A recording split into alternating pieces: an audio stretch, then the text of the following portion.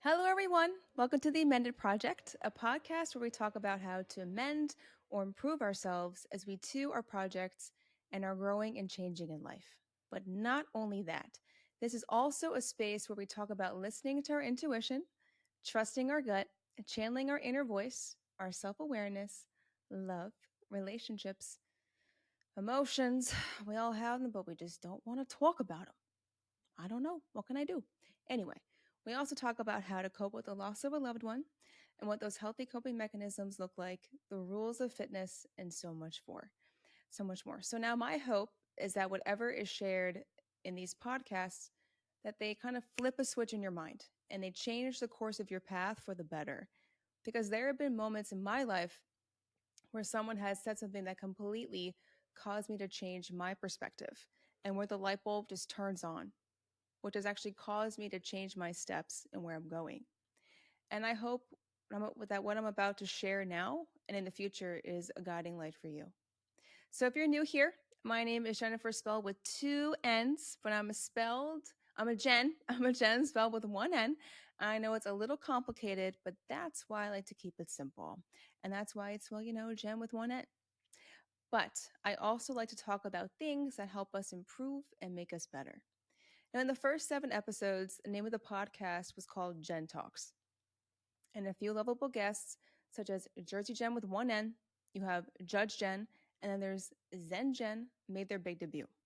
But just because the name of the podcast is now called The Amended Project doesn't mean I'm going anywhere. Nor does it mean that those lovable characters are not making a special appearance. And besides, Jersey Jen with one N would get pissed if she doesn't get on the show, okay? And we don't want that either, okay? Okay. Also, at the end of each episode, there's a note bene section, which in Italian means note well, where I recap everything we talked about. So don't skip to that section because I'm going to know. All right? All right.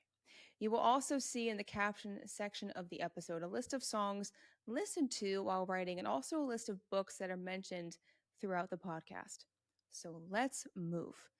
Wow, whew, she's finally getting on topic. It's about time.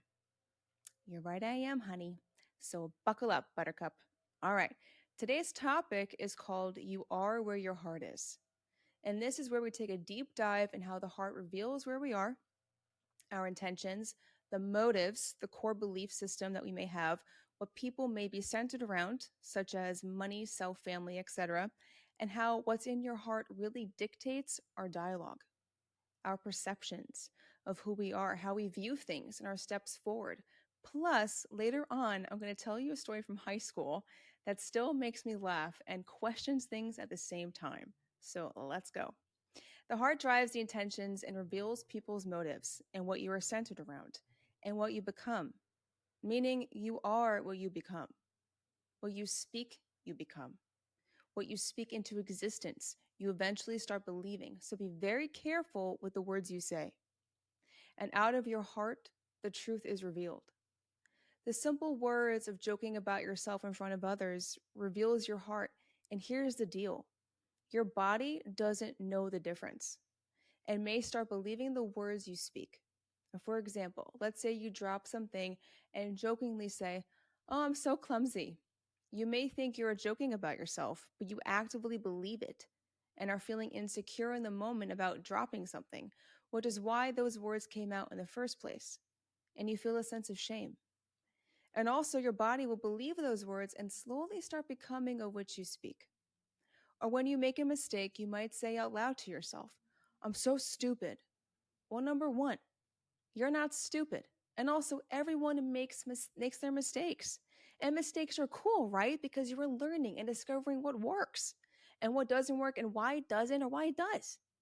For me personally, I'm grateful for those mistakes because then I know what and what not to do. And it's very freeing. It's very important that we are mindful with the words we speak, for they truly are the pathway into the heart. In the Bible, Proverbs 23:7 states, "For as he thinks in his heart, so is he." What you think in your heart, you are. And the more you think that, the more you believe it and physically become it. Just as eyes give a glimpse into the soul, so are how your words bear insight into the heart. So be careful. And you can't hide that because after the course of time, it will come out. You can wear as many masks as you want and fill voids, but eventually the truth of who you are to the core will come out in some shape or form. This is not something to be taken lightly because those words are the trajectory to where you are going. For example, it could be something as simple as telling yourself, I'm not capable or qualified to do this. No one is. We learn as we go and grow. When someone says that, doubt enters the scene along with its friends, fear and anxiety, and there is no judgment here, okay? Judge Jen is actually traveling at the moment. But if you don't check your heart and let those words take over your next step, well, that can turn into your entire life because those words will become a broken record in your mind that will play over and over and over again. And that is how you will, and they will literally run your life. If I let the seed of doubt or fear enter my heart and take its place when I started this podcast, I wouldn't be writing and wouldn't be here now recording. Am I number one on the podcast chart? No. But I'm not worried about that since it's not a priority. It's about sending a message and for the switch to be turned on or for a light to turn on so you can run with it and change the course of your life for the better. In the last episode where I talk about battling oppression and bullying, I mentioned how gossiping reveals a person's heart and how on the inside the gossiper is insecure and therefore needs to talk about others and deflects from themselves and puts others down just to falsely feel secure. So when we hear someone gossip, that's a clear indicator of insecurity, deflection, how the person does not want to think about their own problems or whatever situation they are facing. So be very mindful of what you speak and the words that others say, because that right there is an insight into the person's heart. Stay alert, team, and really lean in and listen. Now, there are not only hearts centered around gossiping, but other core traits or characteristics that sum up the core of our being that we're kind of seeing pop up more and more without clarity or realization. And people fall into that trap. So be careful because who you surround yourself with has an impact on your life. If you surround yourself with people who gossip 24/7, then it will eventually negatively impact you and you will start gossiping.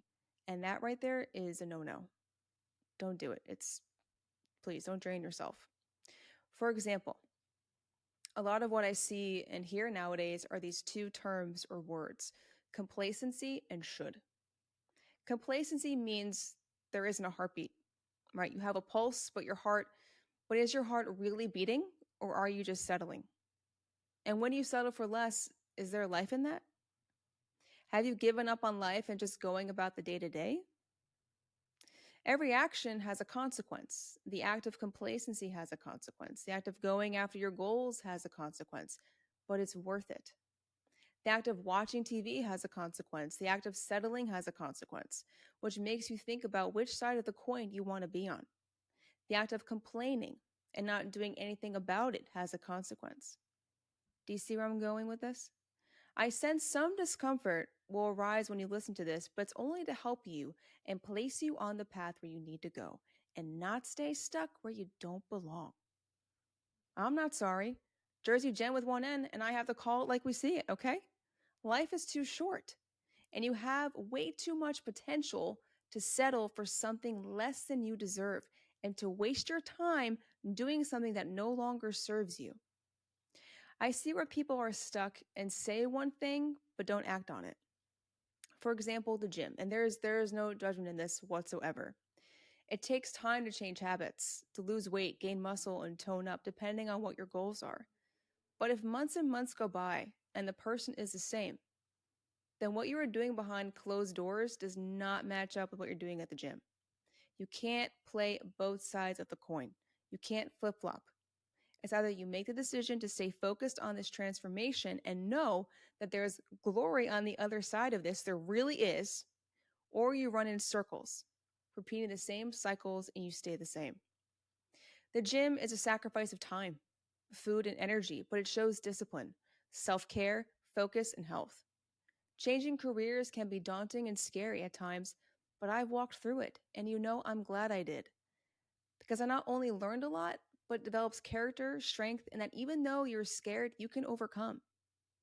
Think about all that you've walked through so far in your life and how much you accomplished and achieved, and how those changes carved you in some way and are morphing or transforming you into who you are.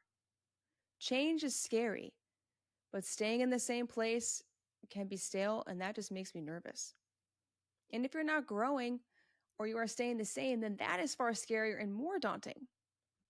Oof. Another form of complacency is idleness and laziness, meaning there is no drive to push forward and where the person just settles for the sake of it, for fear of taking the next step and seeking something more. Now, Judge Jen isn't here, and honestly, I'm glad because she kind of scares me a little bit. And I think she's listening. So I love you. Just kidding. You're fabulous. But anyway, she's not here. And since there is no judgment in what I'm about to say, as I'm merely giving you an explanation, and I'm really just trying to paint the scene over here. Okay. So here's a little image. Imagine this. So I remember, it's actually happened. I remember having a conversation asking this person about their career and how they got into it. Since for me, I like to know about people's lives and understand their past and how they got to this very point. And I remember this person said, "Oh, I'm here. It's easy money." What? That right there tells me all I needed to know in an instant, and how this person is lazy, doesn't want to spend time focusing on the goals, and is settling for less and making excuses. So you're telling me you are settling for something where you don't use your brain? Got it. Okay. There's another time where I asked another person if they liked where they work, and she said, "It's all right. I've worked at more toxic places." When I heard of those words, I immediately said, "Don't settle." I hear a lot of those remarks, and I'm thinking, what is going on? Why are we settling for something less than what we want? Is it fear of the unknown and of what to do next? Is it getting used to accepting things that we don't deserve and thinking this is just a normal way of life? So you're just going to live your life like this and not get out of it? I'm just confused. But to me, that's scary. To me, that's an excuse. You're normalizing toxicity and making it okay to live in it when deep down inside you know it's the wrong place for you to be in. Every fiber of your being knows it's not the right place for you to be in, but still take it because you feel make you stronger. No, it doesn't make you stronger. It just means you're taking it for the sake of taking it, and it weakens you mentally, physically, and emotionally. It causes mental exhaustion to the point where it affects you emotionally and also interferes with your physical health. But Jen, I don't have a choice. Yes, you do. Everyone, and I mean everyone in this life, has a choice. We make choices every day. You make the choice of flipping through Instagram stories, but can't take the one step to apply for a different job, to start on a new career journey. You can turn on the TV, pick the streaming service of your choice, press play on a TV show to numb your mind, but you can't take a couple of minutes to sit in silence and self reflect. Sounds like a bunch of nonsense to me and smells like excuses. You just have to believe that you have a choice. Have faith in that and take those small incremental steps to reach your goals, and know all good things take time. And if any fear comes in, remind yourself of those times you overcame, because you are more than capable, and don't let anything stand in your way. Don't hold back. Don't let fear interfere with your potential, because I'm telling you, there's so much more to this life than eat, rinse, sleep, repeat, mind numbing nonsense. I don't want to hear the excuses. I don't like the laziness. I don't like it. To me, that is a lot of missed potential and just time wasted. And I can tell you over and over again, but I'm going to tell you a little secret. And I said this on other podcasts before, that when you make that first step, oh, it is so good. It is so good. When I started this podcast, I was scared and had a lot of anxiety. And I literally remember before I recorded the first episode, I was sitting and I was just sitting and watching this whole film of fear unfolding before my eyes. And I was like, you know what? No, I have to send this message out. But now I just write, and when it is ready to go, I record it in one take. If I stutter, make up words, or mess up, Well, I'm going to laugh. And I'm going to record and keep going because, hey, it's going to happen. And my main focus is to help people in any capacity I can. I'm not trying to be perfect, and no one on this earth is. Think about the dangers of staying somewhere you don't belong and staying somewhere just because you're used to it and it's all you've known. If you're content, then go for it. But if you're staying somewhere just because it's mindless, numb, and are lazy, then you won't get anywhere. Complacency is a thief. Should is a word that I can't stand because when someone says should, it means it won't get done. I should go to the gym. I should quit this habit. I should apply for a different job. Should. How about I am or I will? I know it's a small word. However, every word that you speak has a purpose. What you put out or what you speak is a declaration over your life. So be careful and mindful of what you say, how to speak to yourself and about yourself and others, because words really do make a difference. Another example, and I use this one a lot, is the gym. And I'll tell you why. It's a huge sacrifice, but also it's important for you to kind of keep pushing forward also in your goals. And I have to say this too, that change is scary, but staying in the same place can be stale and makes you nervous. Also, why you're living your life based off of how someone tells you to live or how what society does and what career path you should take. And there's that word again, should. Just briefly, I talked about how mental exhaustion can wear on you physically and emotionally. So let's visualize this together. I'm so excited. I'm a visual learner. So if there are any visual learners in the house, in the audience, this will hopefully help you too. Now imagine, and I printed this out and I did a little sketching. Imagine, I'm excited. You have a Venn diagram. If you haven't seen one before, you could do 2 circles, 3 circles, or 4, depending on what you're trying to do. But I have a 3-circle one here. And so I'm excited to share this with you. But we have it here, and it kind of illustrates the mind, the emotion, and the physical side, and also how all are centered. They all connect to the heart, right? So the mind is the blue, emotion is the green, and the physical is the red circle. So the mind is where you have your thoughts, right? So the mind is where you have your thoughts. This is so exciting. The green is the emotional component where you feel something kind of based off of your heart, but also off of your mind, the thought that you had, which connects to your heart. And the physical, right, is where you take your mind and the emotion and you run through it. You just run with it. So your mind and emotion, they connect, and then zoom, you're in the physical. So you have a thought or an idea of some sort, right? And that idea coincides with an emotion, and that causes you to put it forth into the physical realm. For example, let's say I have a thought, right, of making chocolate chip cookies. That thought is the mind piece, the mind component. And once I start thinking about or visualizing making cookies, in my heart, I start to feel, which is the emotion side, I start to feel excited, where I can't wait to start, and I feel energized, the emotion, because I'm looking forward to the smell, the process. And then I start thinking about the actions, the physical part, right? I'm going to take, which are buying ingredients, tempering my butter and eggs, preheating the oven, and so forth, which now causes me to take action and physically go through the process of making cookies. And all of a sudden, a couple of hours later, delicious cookies are here because I actively or physically made them. I created something. So the mind and the emotion combine, they join forces, and it causes me to zoom off physically, or I'm in a creative mode. And this applies to really any of your hobbies or really anything you do in life. I can have a thought and emotion, but have to actively do it. I can have the thought where I visualize it and can see myself baking or see myself at the gym and the emotions that kind of swim along with it. But if I don't physically do it, it's not going to happen. If I have the thought and the emotion fuels it, but I don't use that fuel to actively or physically move forward into doing it, I'll be stuck in the same spot with just a thought or an idea and not taking action. There's a reason why people don't actively do things, which might be the fault of mental exhaustion and focusing on the wrong things that you know you don't want to do, or focusing on things that are time wasters. A place where you settle for less when you know you deserve so much more.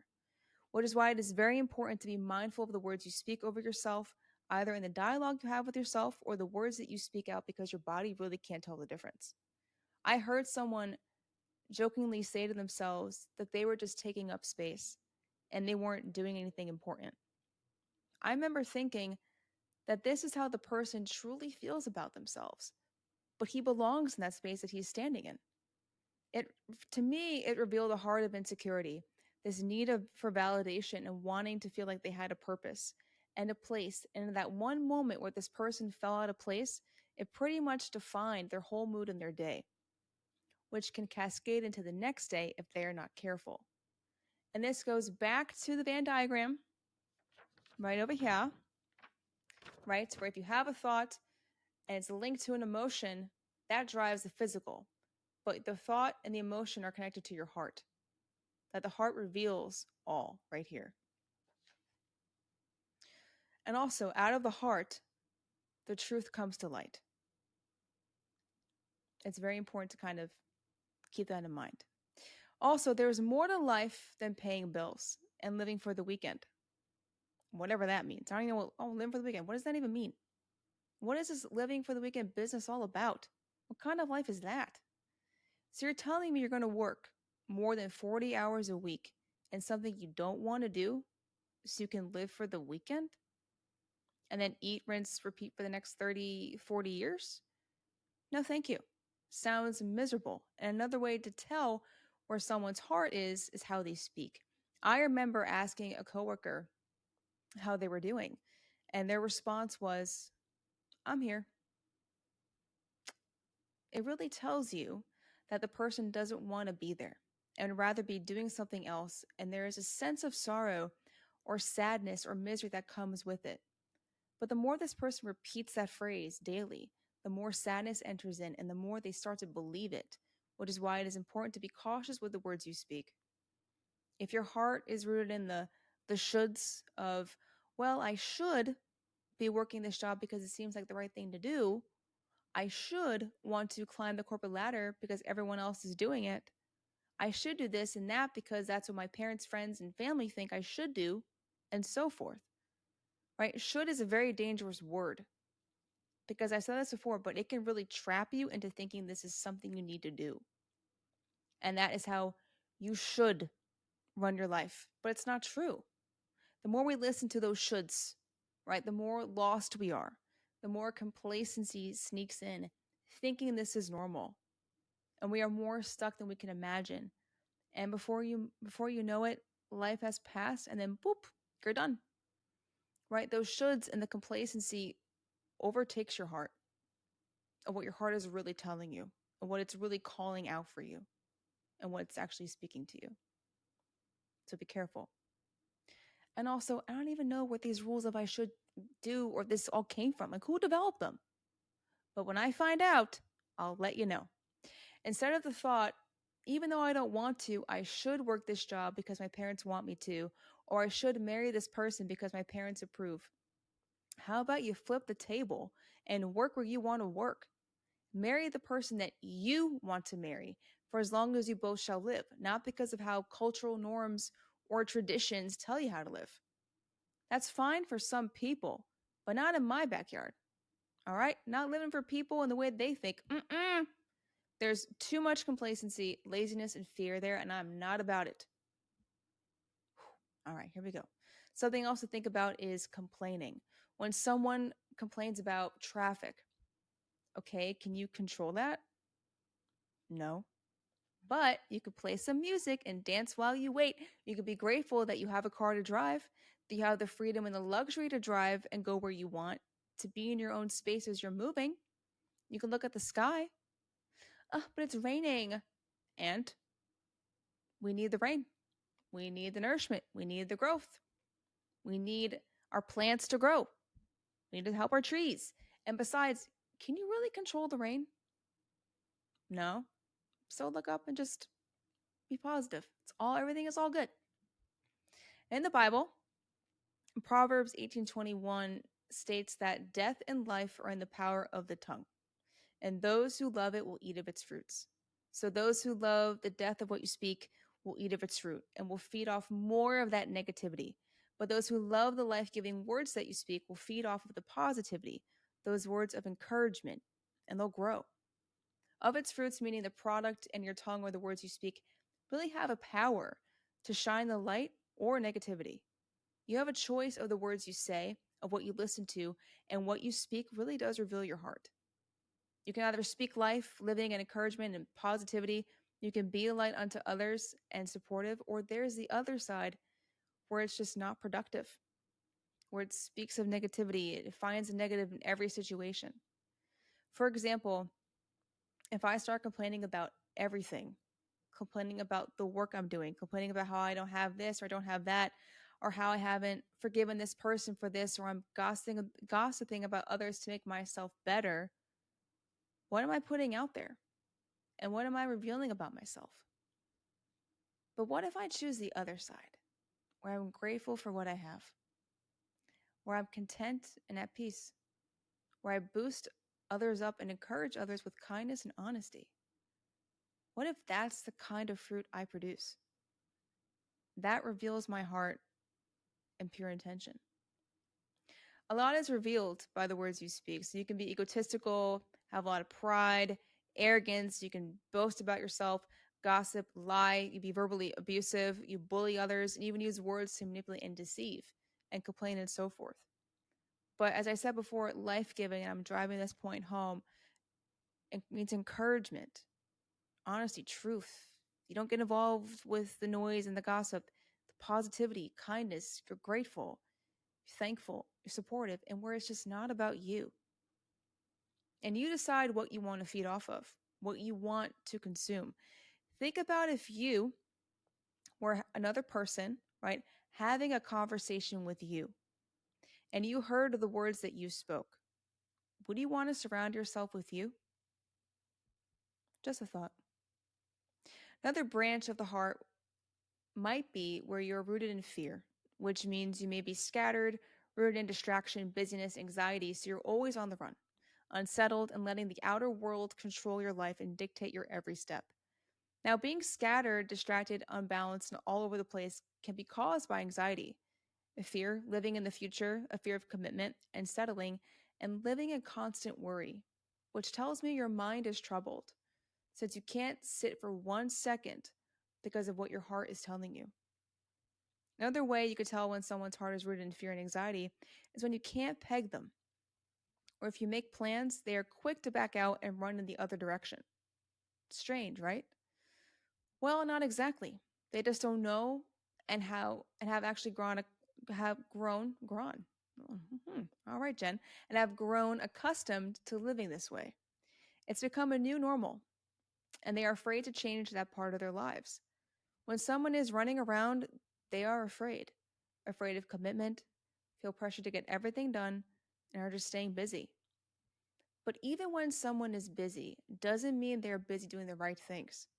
And it means they are running from how they truly feel on the inside. It means that something within their heart is unhealed. So they're on the run, and they use everything around them to distract themselves, which causes numbness to enter in, and before you know it, minutes fly by, which leads into hours, days, years, and then poof, where did the time go? This causes you to think that being busy is normal, but constant busyness all the time and being pulled in 20 different directions is not normal. I remember someone at the gym asked me a couple of years ago how I was doing. And I said, I'm doing well, thanks, just busy. And I remember it was around 4:30 or 5 a.m. And I remember his words clear as day. And I'm going to share them with you right now. He said, make sure you are busy doing the right things. And it is so true because we can waste our time running around and doing things because we think it's what life is. Life should be busy. And I understand there are moments where we are busier than usual throughout the year, but busy every day? That doesn't make sense. And something doesn't add up there. And when you are busy but not content and feel lost and something is missing, That's a clear indicator that you are busy doing the wrong things. And no worries, we've all been there, but it's a sign to take a seat, recalibrate, and ask yourself if all of these things are worth it. And if you're on the run, then why? And there are ways you can tell. A way you can is by that person's mannerisms. If someone is fidgeting with something, there's a little fear, and you can tell by their movement, by their pace. Maybe they have a fear of abandonment and are afraid to get involved in a relationship or settle down because of the past and refuse to get close to anyone out of protection. So that wall goes up and they push people away without realizing that and are therefore not tied to anyone or really anything because they refuse to get close. There's only so much you can let pass by before you realize that the necessity of slowing down, making connections, and really healing, since as an old proverb states, no rolling stone gathers moss. And if you can't sit still for 1 second, then how can you change?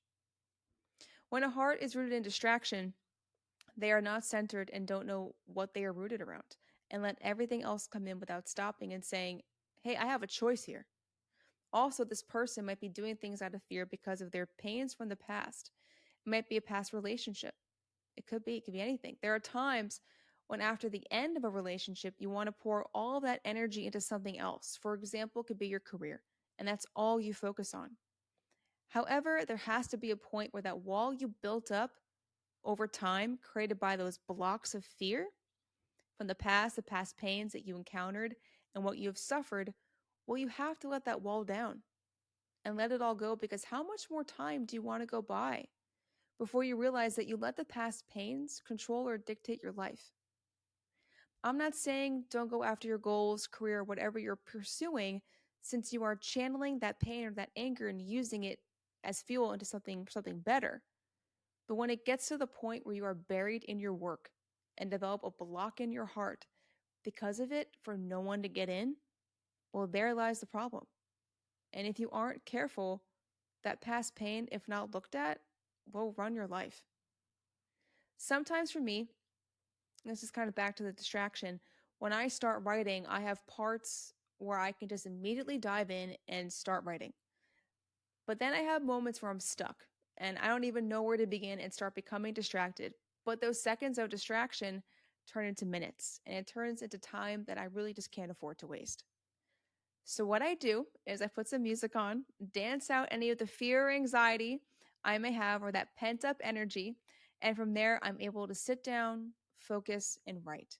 Now, if I didn't do that, I would be stuck in a place of fear and anxiety because I'm trying to figure out what I want to say and how it needs to be perfect from the get go. But then I tell myself all good things take time and there's no rush. This is not about perfection, it's about healing you. You can't let the past dictate or control your life. You learn from it, grow through it, and move forward, and let the past be a learning lesson on how you survived and really walked through it. Don't let situations or people hold you back. Don't let the past harden your heart. You are much too greater than that. And there is more to life than dwelling in the past and living in constant pain. And don't let anxiety enter in. For even the Bible says in James 4:14, you do not know what will happen tomorrow. For what is your life? It is even a vapor that appears for a little time and then vanishes away. So don't think about the past, the anxieties of the future, what happened to you 10, 8, 4, 2 years ago, even yesterday. Forgive and let it go. Life is too short to be held back, oppressed by others, caring what others think and what this person said to you or what they did. There are times when we are afraid, have anxiety, and when there is anxiety, we are pushed to do things out of worry of what the future looks like and do things that go against who we are on the inside. When we let anxiety fill our hearts and take over our every fiber and cell of our being, we can't think, and there is no clarity. We can't visualize the next step, and as anxiety clouds our judgment and our next steps, we are not acting out of a calm and centered place because we let those projections in our mind take precedence and miss what is in front of us. The subtle thoughts of the future causes us to be unsettled and have a hard time staying focused on the present, even though the present is where we need to be. so we can move forward in a place of clarity. But what if we tell ourselves that we'll figure it out and that worrying won't get us anywhere? I do agree that worrying means that you care, but not to the point where you let it overtake your life. It's important to care about things and you care about the next steps in your life and how those lead you into your future self, but don't let the worries overtake you because as long as you keep going, you can trust in yourself that it will all work out. You were born with the ability to do so, so keep moving. When your heart is in a calm state, you can make decisions clearly, and it becomes simple since you are secure within yourself. Also, forgive, let go, and move on. Learn from it and move forward in the present. And as one of my favorite bands said in their CD booklet, never let them take you alive. Now, oh my gosh, I'm so excited. Before we move forward, we're going to gather around the campfire. Hold on. With our little cup of, coffee. No, I'll leave it here. Why not? Coffee and some s'mores. So, this story is sponsored by 15-year-old Jersey Gem with one N. And oh my gosh, this is actually a core memory for me. So, here we go. During October 2005, on a school night, mind you, I'm sitting in my room listening to music, and my sister comes into my room telling me that I have to listen to the CD. Now, I remember being resistant, and I'm sorry for that, and thinking, I don't want to listen to this right now. But as she started playing the first song off of this album, I was hooked. I don't know how to explain it, but I felt this band just understood me. And since then, I never stopped loving them. This band, and they're from New Jersey, so we got to represent here, is called My Chemical Romance. And actually played Helena, which is their first song off of their second album, still promoting you guys, which is Three Cheers for Sweet Revenge. It just resonated with me. And I listened to that song over and over and over again on repeat and couldn't stop listening to that album. I love their music so much because of what they stood for and still stand for.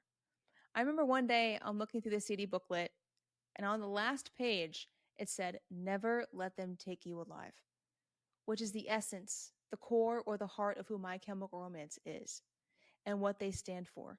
And 20 years later, that still resonates with me. Meaning, never let anyone or anything tell you how to live or how to shape your life, ruin you, or change who you are. The importance to really hold on to those morals, principles, and values, the core essence of who you are, and never change those for anyone. So what? Your friends post their lives on social media? Good for them. Doesn't mean you have to. This person gossips. You have control if that is what you want in your life. People are climbing the corporate ladder. Good for them. This person complains, but you don't want to. Don't. Don't bend yourself to fit in. You got out of a relationship or divorce? I'm sorry to hear that. I really am, but never let that take you alive. Never let anything destroy you or tear you down. Learn from the past pains, the sorrows, walk through it, and never let anything take you, shift your core, and harden your heart. Promise? The pinky promise? Promise. All right. Now back to regular scheduled programming. What a fun story that was. All right, here we go. Another avenue of the heart can be a heart of offense where people get offended by the smallest and simple things and in the grand scheme of life don't matter.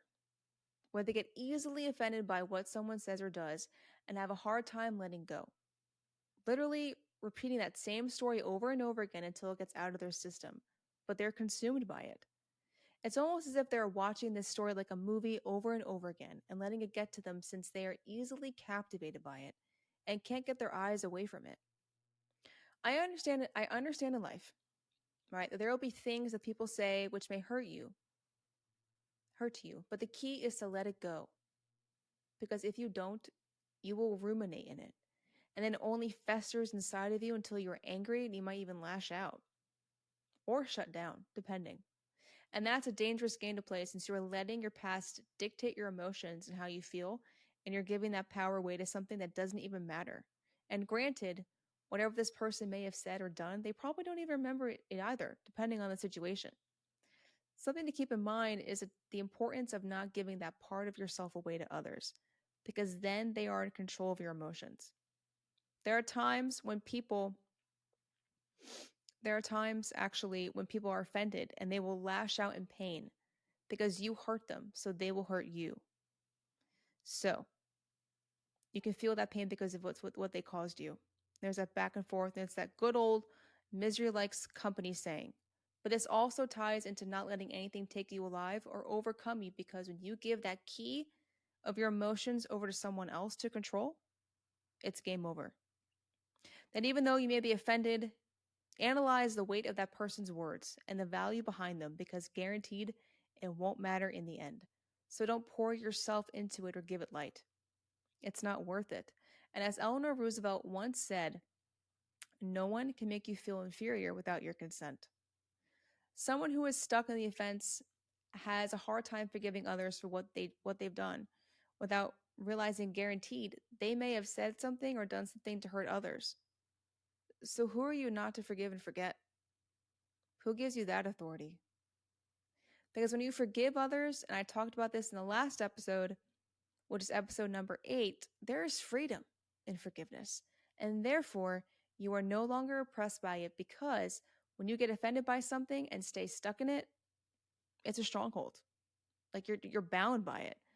So you have to decide in that moment to forgive and let bygones be bygones, or stay stuck in that offense and only hurt yourself. It's your choice. When you don't forgive, your heart is stuck in the past. Now, for example, the loss of a loved one is something you can stay stuck in. And I'm bringing this up because there was a time when I was stuck in the passing of my mom, and it affected me mentally, physically, and emotionally.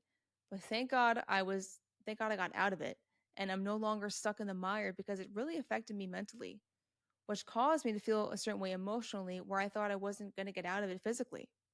It's very easy to stay stuck in that and accept that way of life. And that, okay, well, the sadness is just normal. But after a course of time, it's not. Everyone has their own time to heal from sadness in their lives, but to stay stuck in it to the point where it not only mentally consumes you, that means something needs to be restored. You can mourn the loss of someone, but don't stay stuck in it.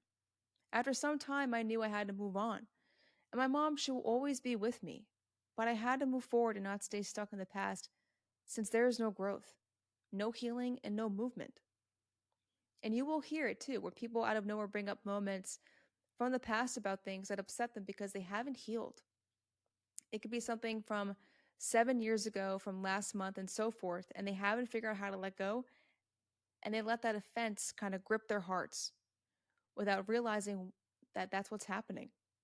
But after some point in time, you have to let go, because if you don't, that could turn into pride, grief, and depression.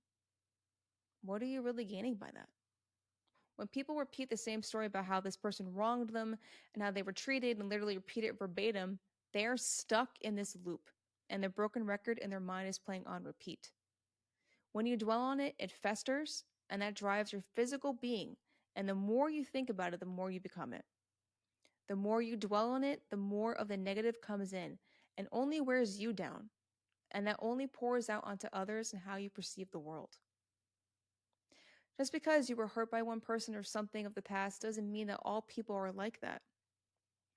Just because this relationship didn't work out doesn't mean that all relationships are going to fail. Just because your parents got divorced doesn't mean you can't be in a successful relationship, and doesn't mean you'll get divorced. If you let one thing that hurt you steer the course of your life, and let every decision you make be based around that one experience, then the core of who you are will be driven around by that one moment, or that one moment in time, which really doesn't amount to anything except a tiny speck in the grand scheme of life. If you let that happen, then you will always be bound to it, and the core of who you are will be stemmed from that one apple or experience, or that one seed. So be careful and move on. Life is too short for all of this, and don't lean on that understanding.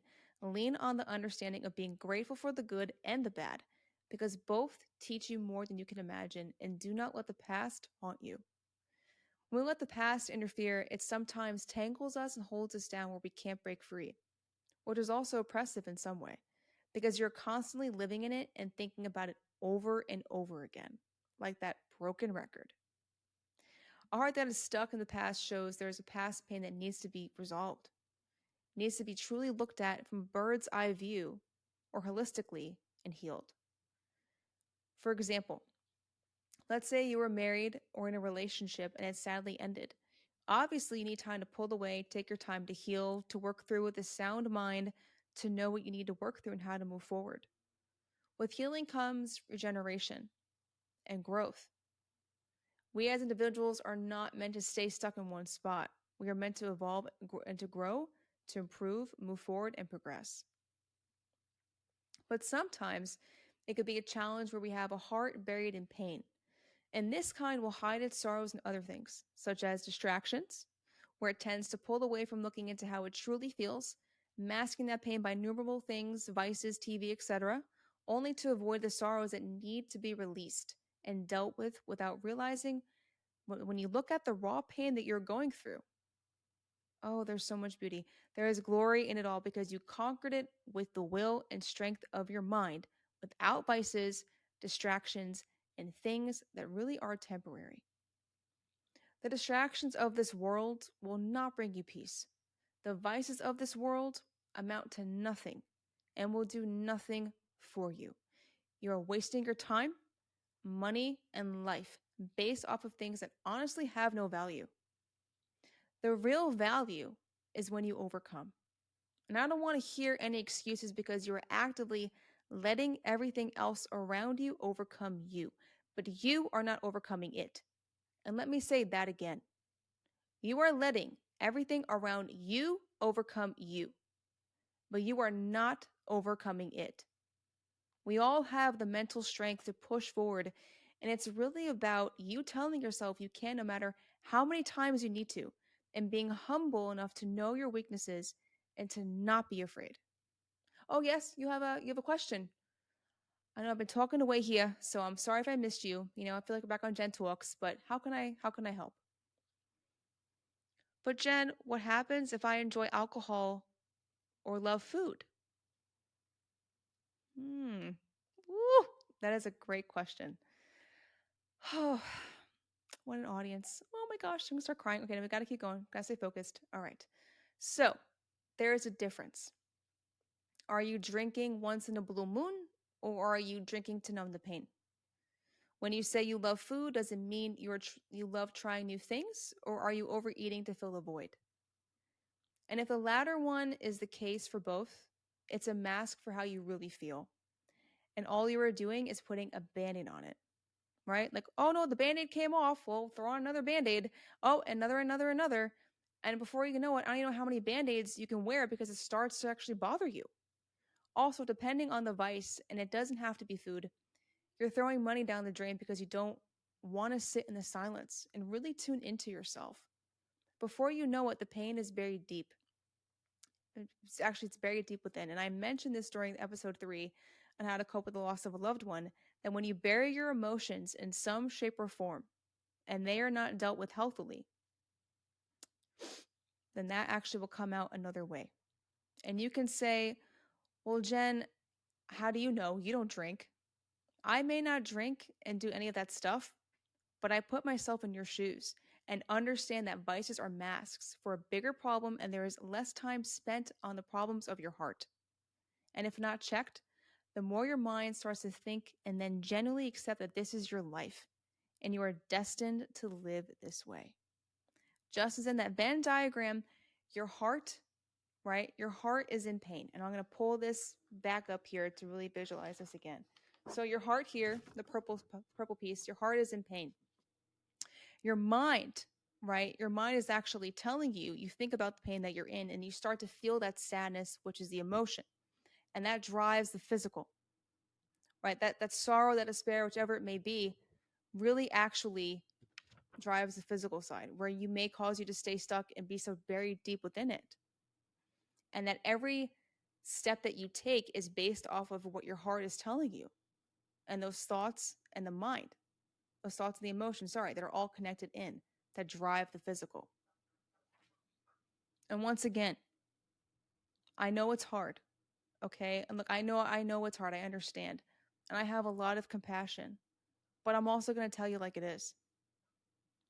Those vices are going to do nothing for your life. Absolutely nothing. And if you think they're healing you, they're not. And that's just another trick our mind likes to play. So you can keep drinking and so forth, right? It's just a trick. But I really hope that that answers your question. Oh, yes, you have a question too? Oh my gosh. Attentive. Wonderful. All right. What's the question? But Jen, how do I move on from this? That is a beautiful question. And it actually really just kind of pinged me right in the heart. So thank you. And I want to thank you for your bravery and for asking. Whew, I'm getting tears here. The way you move on and pull away from a vice is by sitting with yourself in solitude, or maybe even around someone that you trust, and really be honest. Be honest about the pain that you're going through. Be honest about the help you need. Be honest and know that you need to heal from whatever is causing you to mask the pain. Don't let pride take over. Vulnerability is going to be your best friend in this, and it all starts with a place of honesty within yourself and not being afraid of that and accepting that part and knowing it does not determine the rest of your life and that there is time to heal and really turn your life around or turn that ship that you're driving into another direction that is healthier and better for you. I remember in the third episode I talked about how we're all kind of steering our own ships and you want to drive them towards the light. You too can do that. It's never too late to do that. And also, don't be ashamed and that you want to get better and you want to break free from all that.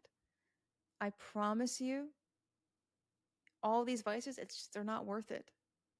Whatever it is, it's not worth losing your mind, right? Not worth losing your mental, physical, and emotional health over. Those are too costly to lose. And something to remember is that you are your own best friend and you owe it to yourself to overcome. Not overcoming is all fear based, and that is not your friend. I really hope I answered your question and thank you for sharing. Oh, yes. Hi. Another question? Oh my gosh. All right. What is your question? How may I help you? But how will I know when it's time to move on? Um, okay, you know what? This coffee is getting in my way. I gotta do a round of applause here. And I love all of you. And I'm so excited. And I can tell you that you want to get better. I can tell. The best audience. All right. I'm just pumped up. The way you will know, right, is by feeling it, meaning every passing day, you will slowly find yourself no longer thinking about it. And one day you'll wake up feeling lighter. And that's how you know you moved on, that you moved past that roadblock and you have renewed strength knowing that you can conquer and overcome any obstacle in your way. And if you're going through a breakup of some kind or maybe a divorce, I'm sorry. I'm really sorry for the pain that you're going through. I don't want that for you. And I don't want you to go through any pain. My desire for you is to be free. It's very important to sit with yourself and also lean on the ones you love who support you since they can listen and help. Sometimes we may think that we know ourselves better than anyone else, but we have moments where we need someone telling us about ourselves and pointing out those characteristics and traits that we don't think about. Sometimes a person can highlight a trait within you that you forgot, that you actually forgot you had, and that can wake you up. That can cause a light to go on. If you are a tactile person or very hands on, you can also write. You can build and create something because through hardship and pain, you don't want to focus on the destruction. You want to focus on the creation and recreating yourself. There's always going to be a healing process that shows what we need to do to move on, where we take a deeper dive into why something ended the way it did, what you learned, how you can be better, and what you were looking for. The past comes up sometimes, but we don't need to dwell on it or stay stuck there. At some point, you need to move on to live and move freely throughout your being. I said this in the last episode where I talk about the art of personal freedom and breaking free from oppression, right? And how we are meant to walk in personal freedom and not be tied down by things that don't concern us. Sometimes a memory will pop up, but you don't need to dwell on it since it's just an image.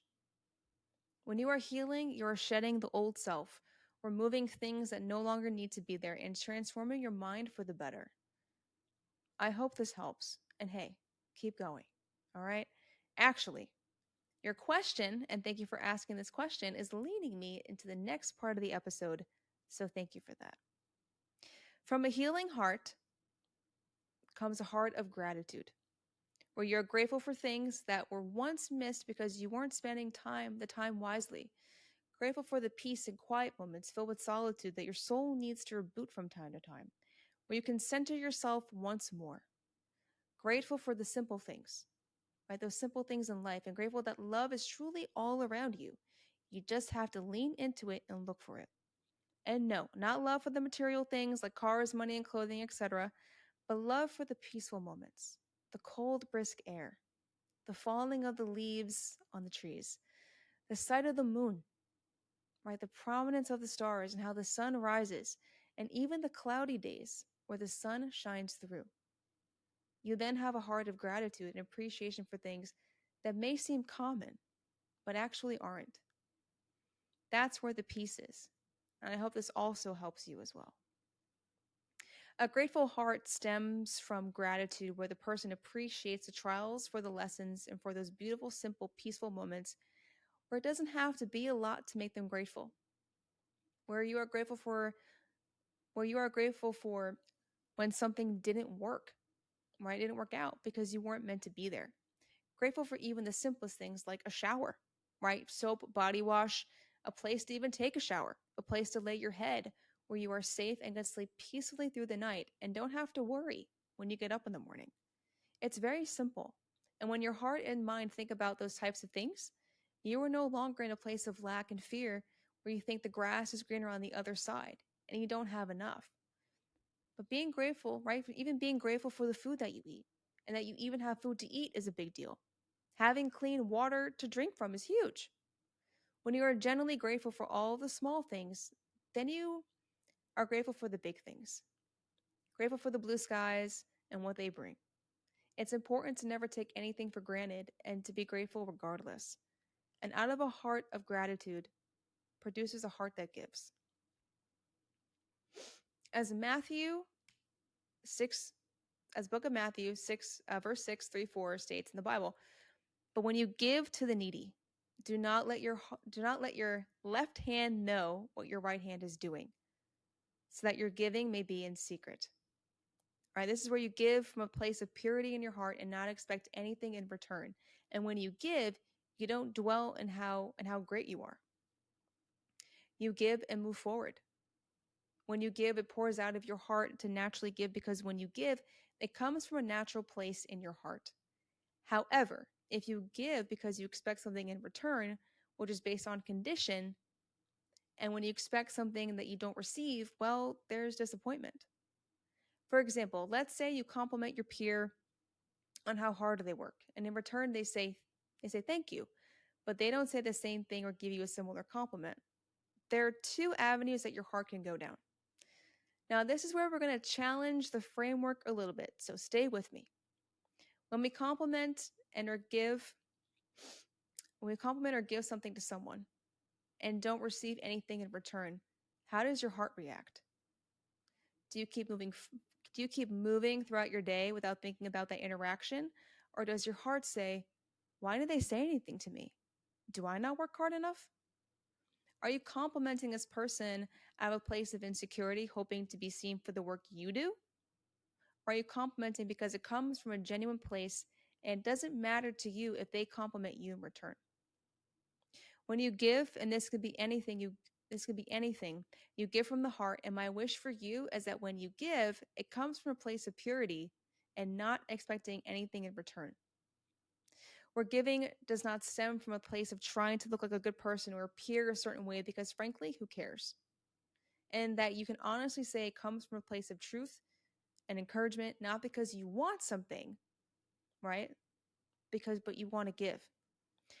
I remember this very, very well. I almost said wheel. I remember this very well. About a year ago, I remember this. I remember helping someone, and this person said, "You can't be this nice. You must want something." I remember this to this day, and it still shocks me because what happened to this person to think that me helping them comes from a place of expecting something in return, even though it's a pure act. Like, what did this person walk through to say that? I remember saying to him, I just want to help you. And it comes from a pure place and from the heart. I didn't help this person because of how I wanted them to view me. I helped them because I felt the desire in my heart to do so without expectation. Now, I'm not saying this to boast about myself. I'm solely sharing my personal experiences. But the point is that the person said something that made me think that unfortunately, people view others showing love and acts of kindness as wanting something in return, as something transactional. Meaning, I help you, which means you owe me something. I give you a gift, you give me something. I pay for your coffee, you owe me something. I pay for your dinner, I expect something in return, and so forth. How about you give without expectation and without something being returned or being transactional? How about you take this person out to coffee or on a date or go on a walk because you genuinely like the person and want to get to know them? How about we act without expectation? For example, and I want you to picture it here, okay? It's Christmas time and Christmas just passed.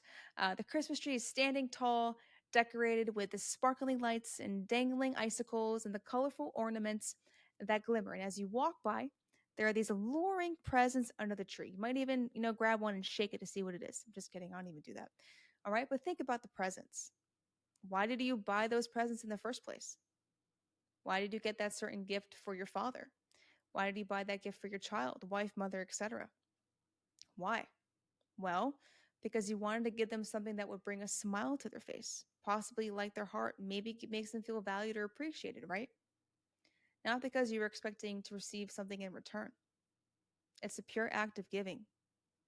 Let's say you are a parent buying gifts for your children. Are you going to expect your 5-year-old to buy something from their own money? No. You give without expectation. You give from a place of generosity, not from a place that is underhanded. And that is not underhanded, meaning giving to expect something in return. Another great book, and I actually have it right over here. This book is called Love is Letting Go of Fear by Gerald Jampolsky. And this author actually takes a deep dive into how love is not transactional. That love is not transactional, and that love actually really is. It's not a service, and that love is a pure, genuine act. In this book, the author talks about the difference between transactional love and unconditional love, and how someone's actions really reveal the core of who they are. For example, when you take someone out for coffee, it's because you want to spend time with them and get to know them better. When you go out on a date, it's because you want to get to know the person and are interested in them and want to know more about their interests and who they truly are on the inside and in the heart.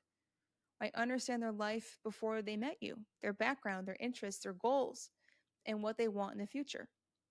Your time is spent purely.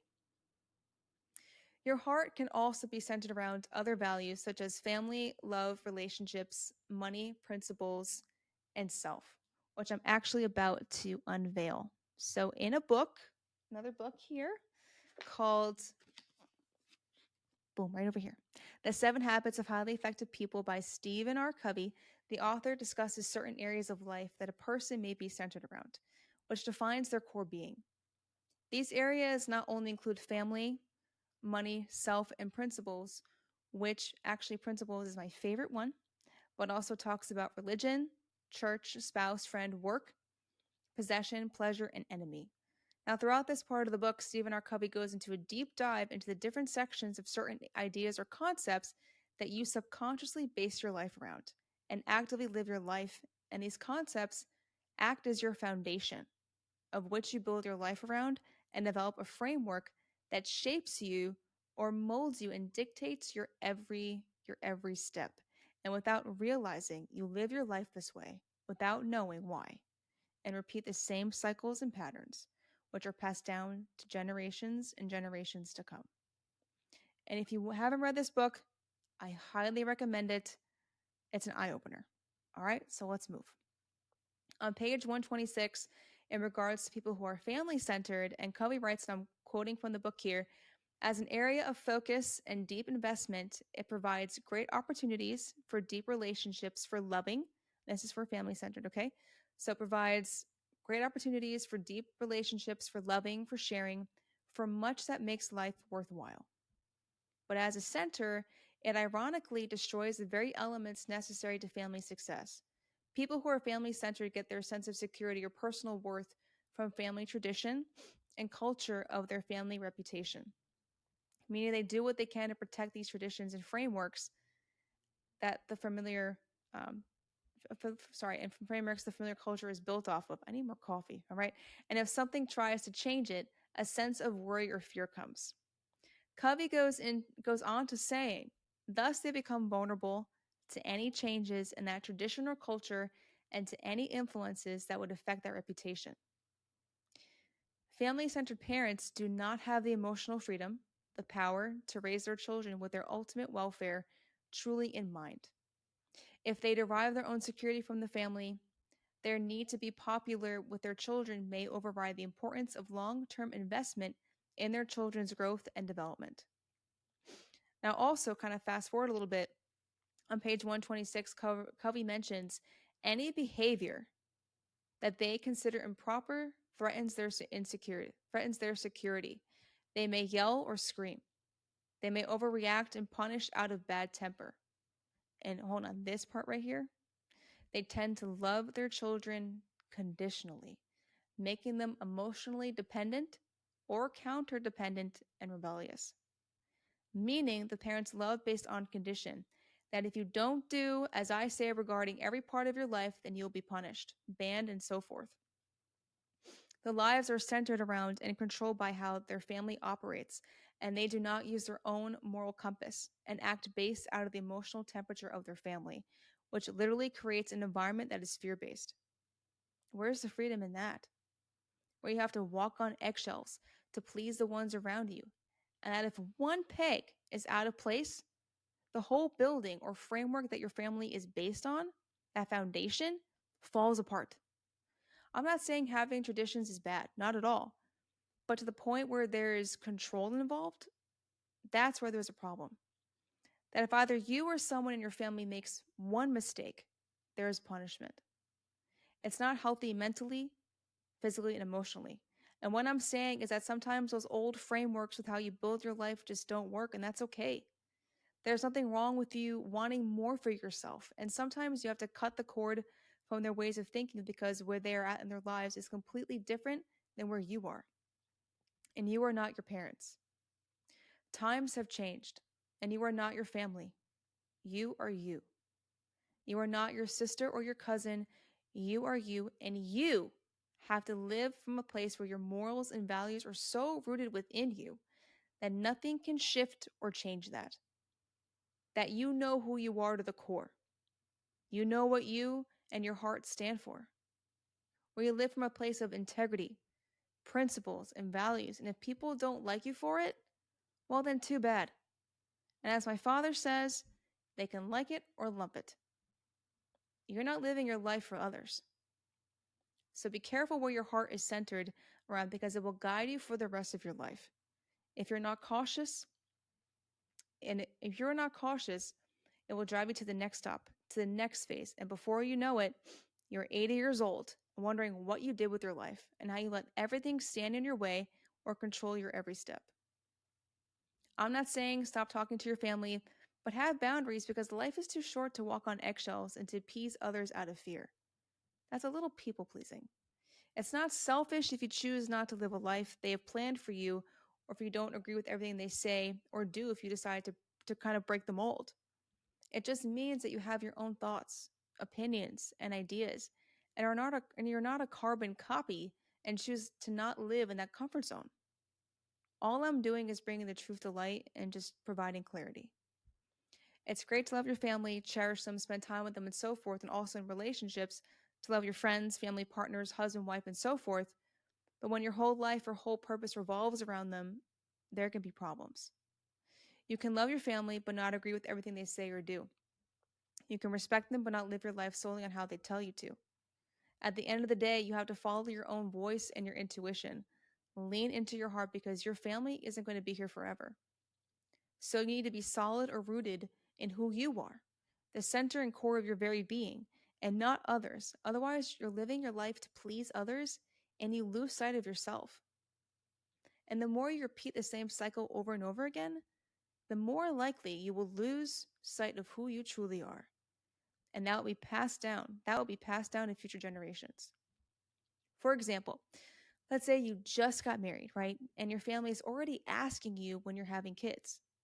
Number one, that is too much pressure. Number two, you just got married and rushing into having kids because of your family, to me, is too rushed. That takes time. Jeez. Number three, having children takes time, and you and your partner have to be ready. Maybe you and your husband or wife are focusing on your careers and other goals before having kids. And that's totally okay. There is no rule or timeline as to when you need to have kids. There is nothing that says by the age of 30 you must have a child or something is fundamentally wrong with you. That is just societal pressure, which tends to force things and make you feel less than, and causes a comparative culture where you start comparing yourselves to others. You feel insecure as if something is wrong with you when everyone has their own timeline in life. And let me tell you, social media does not help in that arena. Trust the timing of your life, not what others say how you should live it according to societal rules and old frameworks of life that just don't work. Just calm down, okay? Another example is when you're in a relationship with someone from a different background and the parents don't really agree, and let's say it could be religious beliefs. Sometimes, when there is a lack of understanding from one side, it causes tension. You have to seek to understand where this person is coming from and not shun them out, not shun them away because they have a different cultural or religious background than you. You're supposed to be inclusive and not push people away, not push them out just because they don't believe the same exact things you do. That just creates a lot of division and causes people to think that what they believe in is better than what the other person believes in. When we let everything around us dictate our lives, we lose sense of ourselves. We lose sight of our intuition, listening to that inner voice that guides you. Right? Excuse me, number one, okay? How do you know what's good for me? Are you going to tell me to have this career because there is a family history of it? Are you going to tell me to stay stuck in something because of the benefits, even though you're not enjoying the job and because it is safe for you?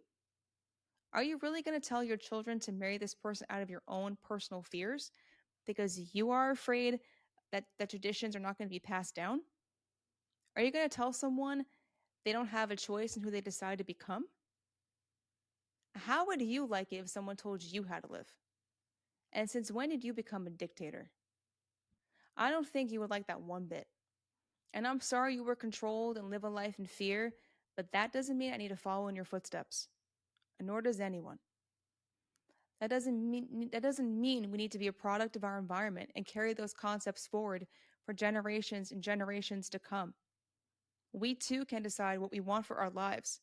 It's time for us to all be aware of our surroundings, what works and what doesn't, and to not be afraid of what doesn't serve you because awareness is the ticket. There are times when I sit and reflect and think about what doesn't work and what does, how I want to be and how I don't want to be, and how there is a choice. And hey, if I'm not ruffling any feathers or making at least one person uncomfortable, then what am I doing? I just want you to think. You know what, man? I don't even know why I even come to this class. Maybe because you need to actually think, period.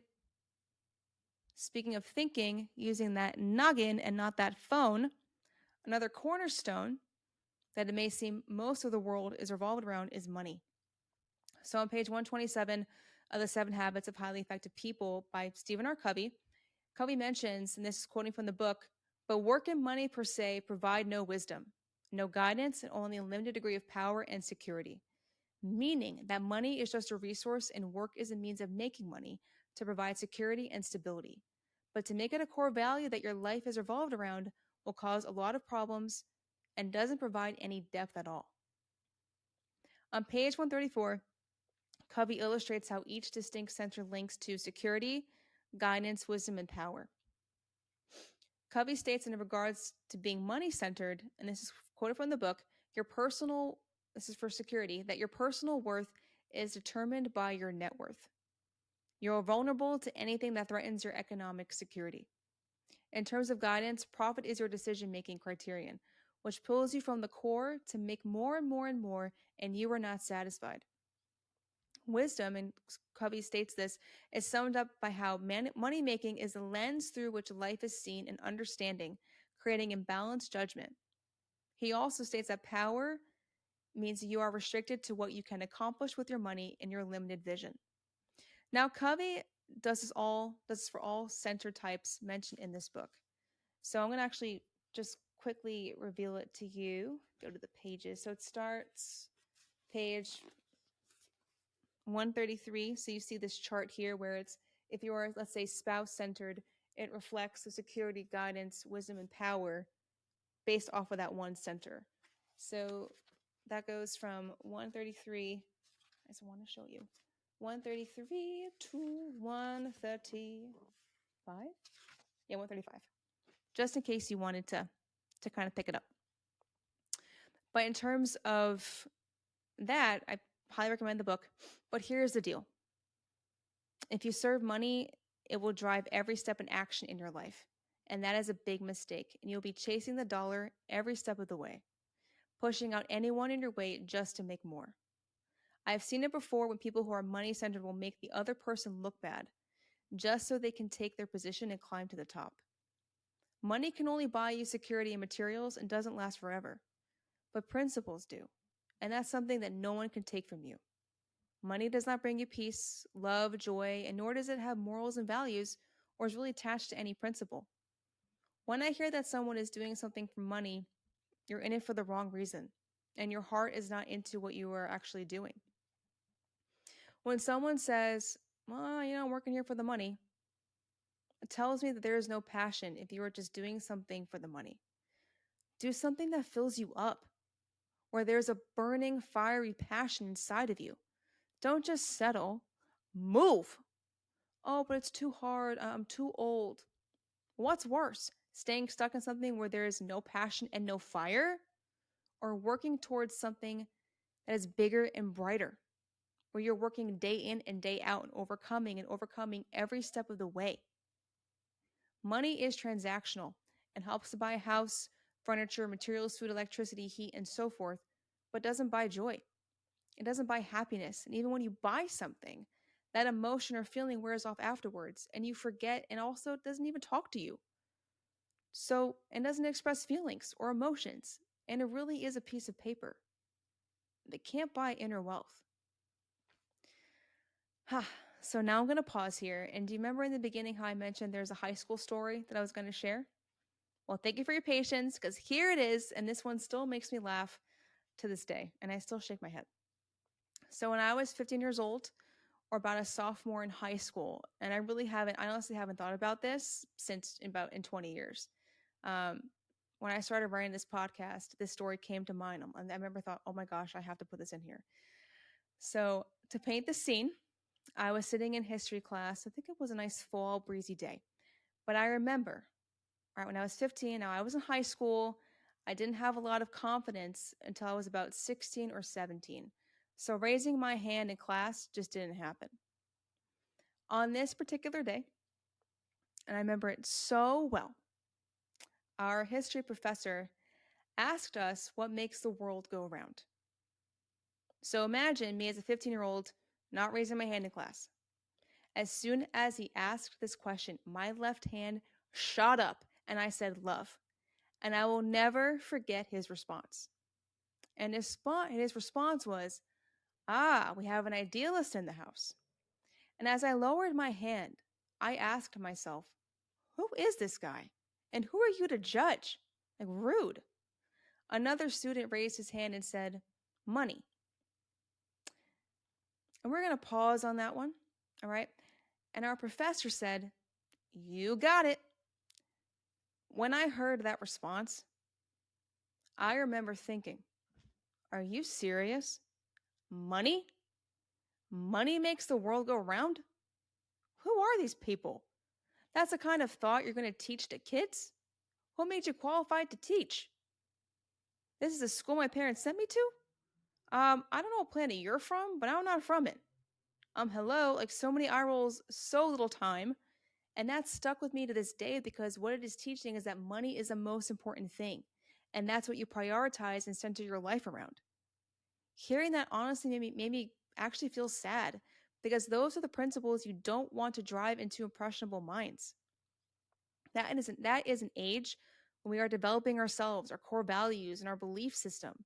It would be one thing if you said that we need money for financial stability and so forth, but to revolve your life around it and pretty much say, oh, the world is revolved around money and you should be too?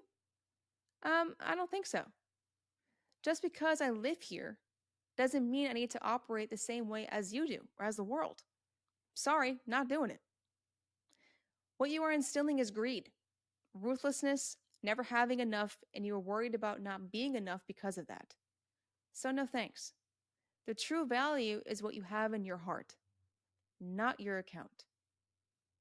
Another pillar that people may build their lives on is self, where everything is about you, your wants, and your needs. So on page 135 of The Seven Habits of Highly Effective People, Covey mentions that if you're self centered, and this is quoting from the book, that your security is constantly changing and shifting. Your guidance, and according to Covey, your judgment criteria is if it feels good, what I want, what I need, and what's in it for me. The wisdom, Covey mentions that you view the world by how decisions, events, or circumstances will affect you. And Covey also states that power is your ability to act is limited to your own resources without benefits of interdependency. And page 132 goes into more detail. A lot of self means you are moved by your own direction and wherever the wind blows. You go because it feels right in the moment and you ride that current based off of a feeling, often emotion, and you do what you think you need to do based off of what you need, what you want, where it's very you focused and it's all about you and not others, where you're not secure within yourself and who you are on the inside. So you go down this path because it feels good in the moment. And every individual step that you take is designed around what makes you feel good. For example, the inner dialogue might be, oh, I'm going to have, a couple of drinks because it makes me feel good in the moment. Another example may be, let's say you're dating this person or you're in this relationship because it makes you feel good. But there really is an underlying or deeper reason as to why. But without really thinking about and reflecting on if this person is right for you, right? If this person actually has similar values as you, and if you are actually listening to what they are sharing about themselves. For example, if this person is telling you that he or she is lazy, is that attractive? No. To me, that's a red flag, as this person is literally telling me or telling you who they are. And it's actually up to you to decipher that message and to discern or decide if this is someone you want to date. Or how someone talks about raising kids, picking a career, their goals, and what they do in their spare time really paints a part of this person. So let's say each person is a sketch we can color ourselves in, right? You're a coloring book. And each part of us represents a color. So for example, when this person says, I'm lazy, well, that's a characteristic that isn't appealing. So I'm going to associate that characteristic with a color I don't like, which is maybe neon orange. Another one might be if this person is emotionally unavailable or emotionally immature, where they can't have a serious conversation and joke 90% of the time, where they can't sit with you and listen to you emotionally. Is that going to make you feel listened to? That's another red flag or color that I don't like and is another problem area. If that person that you are dating doesn't have the self awareness, right, that they are emotionally cut off or not putting in the work to actively become emotionally available or to improve their lives, are you going to date them? Be honest. Are you? Or are you just moving whichever way the wind blows and ignoring those signs because it feels good to you in the moment? Because you are reactionary, afraid of being alone, and are insecure, and don't really know what you want. See, when we move with self, where everything is about me, or I, it becomes based off of your needs, your wants, and you're not stable. You're not stable, secure, or locked into a value or core belief system. If there are no roots embedded deep within, right, planted into the ground with a strong set of morals and values, where each root that is embedded in your system produces branches made up of morals, values, and principles, then you're not planted anywhere. And as I said earlier in this episode, where someone is on the run, a rolling stone gathers no moss, meaning there are no roots embedded into the ground. There is no strong there are no strong core principles and values. And that person is not locked into who they are, and they're just avoiding it. Now, here is the opposite, and this is my favorite center from the 7 Habits of Highly Effective People. Now, when someone is principle centered, they have their core values, principles firmly set in place, and nothing or no one can tug at them, shift, or change them because they know who they are. They know what they believe in and stand for, and nothing, know what they stand for, and nothing in this world says, nothing in this world says or does can change that. The world is changing every day. And when you're locked into your principles, you can say, I'm not changing that way. I'm going to stay right here. You can do you, but I'm good right here. And it's not you being better than anyone else. It's just a deep inner knowing that you're not changing for how the world thinks you need to be. These types of people, they are locked in, rooted like a tree, standing firm, and they are unshakable. You have to be able to stand firm and strong within yourself that no matter what happens, nothing can come in and shake you. The root system is your inner core being and guides you every step and leads your heart down that path that is right for you and actually protects you. I'm telling you, when you have your core values and you know what you stand for, nothing can bend or really shake you. You have an inner knowing. You have a path and you know where you're going, and nothing on this earth can make you unsettled. When you are rooted in self, you think about how the world affects you and changes you, but you are literally letting the world dictate how you think, feel, and live, and base your decisions on the events around you without making decisions based off of your values and principles. When you know something is wrong, but the world is telling you it's right, why change your perspective based off of what the world is telling you? Why bend whichever way the wind blows? On page 138 in the chart, one of the points for security for someone who's people centered, this is a Covey who states this, that your source of security provides you with an immovable, unchanging, unfailing core, enabling you to see change as an exciting adventure and opportunity to make significant contributions.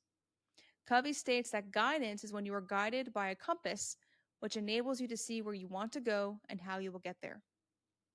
One bullet point from wisdom, and Covey mentions, is that you see the world in terms of what you can do for the world and its people. You adopt a proactive lifestyle, seeking to serve and build others, and you interpret all of life's experiences in terms of opportunities for learning and contribution. And last but not least, one of the points from power, Covey states, is that you become a self aware, knowledgeable, proactive individual, largely unrestricted by the attitude, behaviors, or actions of others. And there are many more bullet points associated with each camp of being principle centered. So I highly encourage you to read the book. Get off of Amazon, Barnes and Noble, go to the library, whatever it is, get your hands on it. It's going to change the way you think. Now, a movie that captures the essence of following your morals and values is Inside Out 2. If you haven't seen it, I highly recommend. Judge Jen, who actually judges movies in her spare time, likes it and gives it an A+. But you have to watch the first Inside Out before going into the second one, since it shows the character development of the main character named Riley. If you haven't seen Inside Out 2, I'll give you a little insight before we take a deep dive. Now, various types of emotions are the center of both movies, Inside Out and Inside Out 2, and they show the cause and effect when we act out on one emotion and let the others fall to the wayside, and how really all emotions are linked to each other and are a culmination of who we are. In the first movie, Riley experiences 5 emotions, which are joy, sadness, anger, disgust, and fear. And how when one emotion takes over decision making, it alters the course and path, and how it is important to manage emotions and to not let them do a complete takeover. Now imagine having and learning about all these emotions as a kid. Whew, like that's tough, right? Like trying to figure out anger, sadness, joy all at once, let alone disgust and fear. That's a lot. And that's what Riley walked through in the first Inside Out. But when they come in full throttle, when you're a teenager, whew, run for the hills, okay? That's all I'm going to say. So stop asking. I'm not going to tell you the movie. Don't pressure me. All right, fine, I'll tell you. All right, I'll just tell you. I'll tell you. I'll get it out of my system. And Inside Out 2, you have those 5 basic emotions: your joy, sadness, doubt, fear, and disgust. So they all come back. But add anxiety, embarrassment, envy, and ennui or boredom into the mix, especially as a teenager, well, there's a lot of stress and pressure, especially when you're trying to figure yourself out and find out who you are. Whew, that's a lot. Even I'm overwhelmed just thinking about it. So let me just kind of take a deep breath. All right, now I'm good.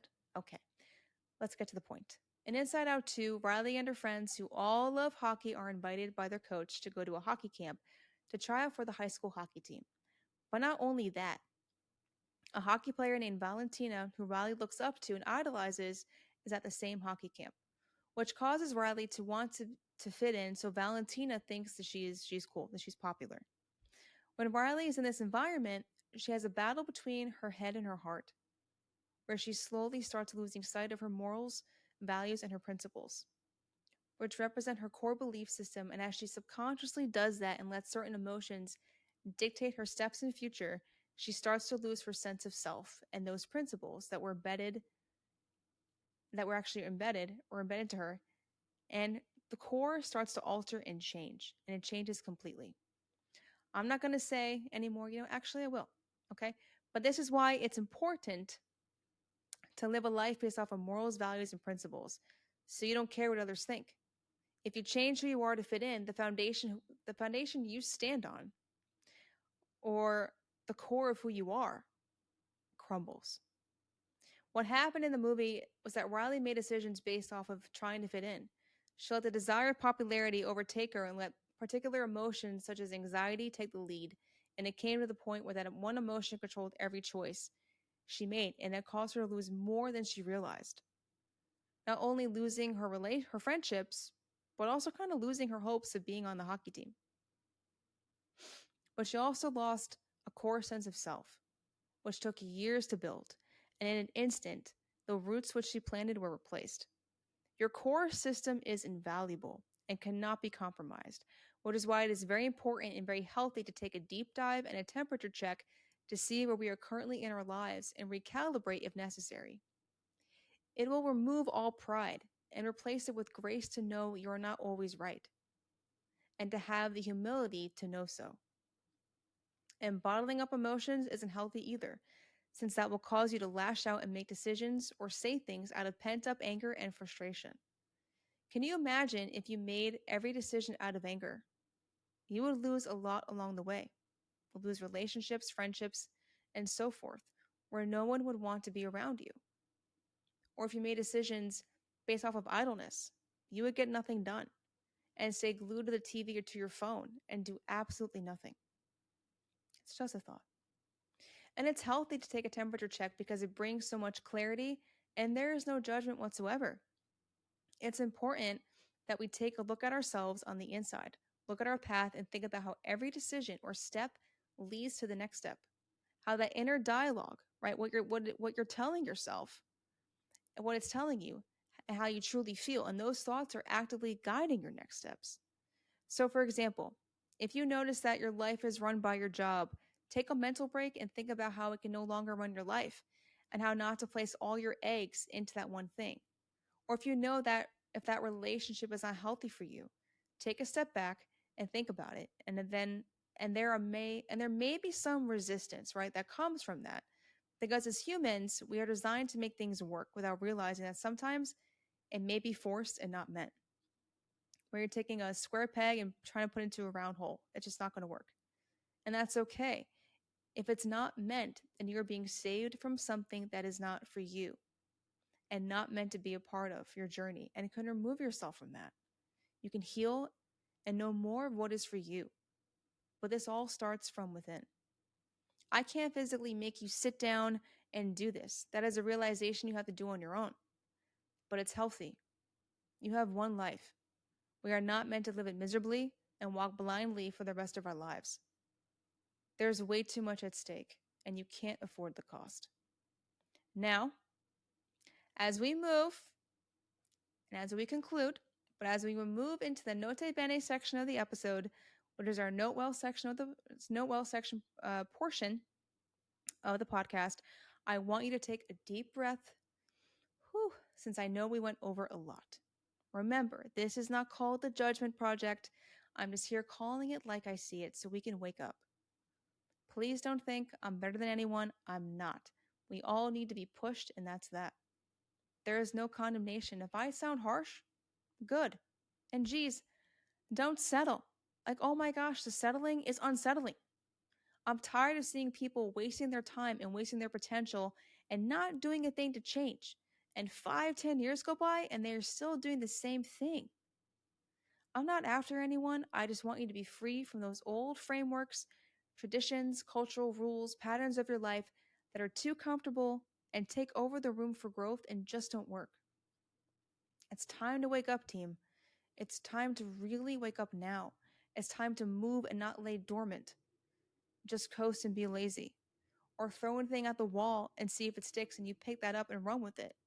Have a heart that is filled with the fire and passion to do something.